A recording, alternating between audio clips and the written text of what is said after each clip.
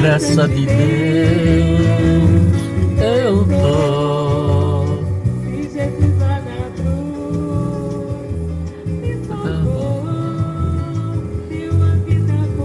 Ah, papai, tô na graça de Deus eu tô. E Jesus lá na cruz me salvou, meus pecados perdoou. Ah, papai, e ressuscitou. E estamos ressuscitados com Ele. Sim, Ele venceu a morte. Ele ressuscitou.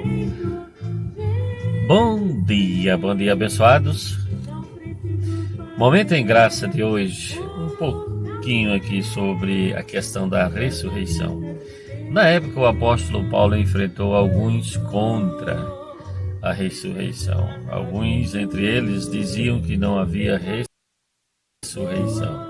Ele vem explicar isso no capítulo 15. Como o momento em graça pouquíssimos minutos, não dá para a gente dar aquela explicação geral de como é a ressurreição. Mas vamos aqui o que importa. No capítulo 15, ele diz que antes de tudo vos entregou o que também recebeu, que Cristo morreu pelos pecados, pelos nossos pecados, e foi sepultado e ressuscitado ao terceiro dia, segundo as Escrituras.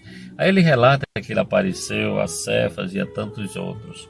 Porém, entre eles, na época, havia alguns que eram contra o ensino da ressurreição, que não criam que Cristo tinha ressuscitado. E ele diz o seguinte no versículo 12: Ora, se é corrente pregar-se ressuscitou dentre os mortos, como, pois, afirmam alguns dentre vós que não há ressurreição de mortos? Esta era a questão, esta era o questionamento, ainda hoje alguns questionadores, né? Bom, e ele diz, e se não há ressurreição de mortos, então Cristo não ressuscitou, óbvio, né? E se Cristo não ressuscitou, é vã a nossa pregação e vã a vossa fé. Eu sempre digo, é muito fácil a pessoa pregar e dizer que alguém morreu, isso, aquilo, outro, tudo. Mas dizer que viveu, reviveu, ressuscitou, se torna mais difícil quando não se vê, né? Quando não se viu. E é complicado mesmo. Porém, isso nós entendemos e Deus colocou em nossos corações. E se pregarmos que Cristo não ressuscitou, ele diz que somos falsas testemunhas. Isso mesmo, somos falsas testemunhas. Ele diz, porque se os mortos não ressuscitam, também Cristo não ressuscitou.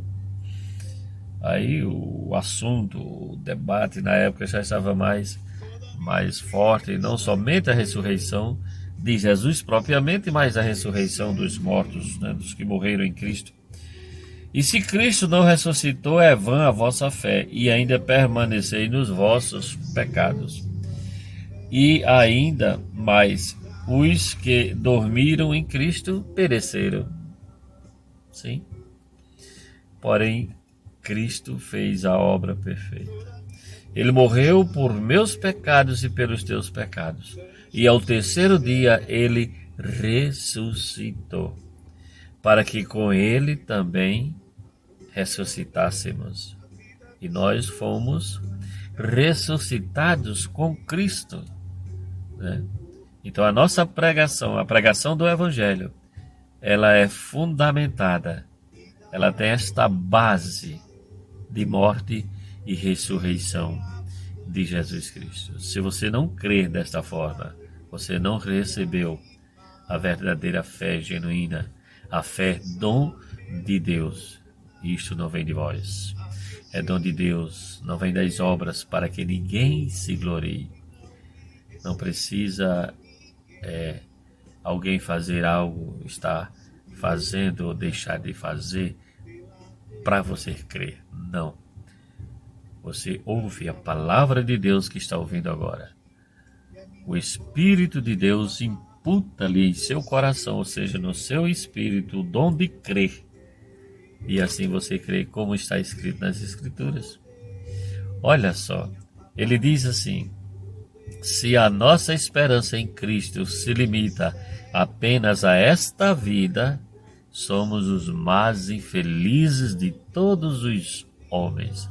Sim, eu estaria muito infeliz se eu não tivesse esperança, se fosse somente nesta vida, se tão somente eu olhasse assim para um lado e para o outro e dizia, não, é só isso aqui, morreu, acabou, etc e tal. Muitos não falam assim. É uma infelicidade tremenda. Como seria, né? Esses últimos dias. Porém, os que creem verdadeiramente, como diz as Escrituras, têm esperança. A nossa esperança em Cristo não é simplesmente aqui nesta terra. Não é só tão somente estar pedindo a Ele, querendo riquezas, querendo isso, aquilo outro, não. Mas a nossa esperança em Cristo vai mais além.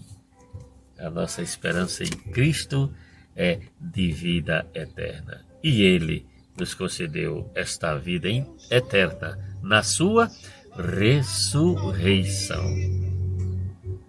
Graça e paz. Até o próximo momento.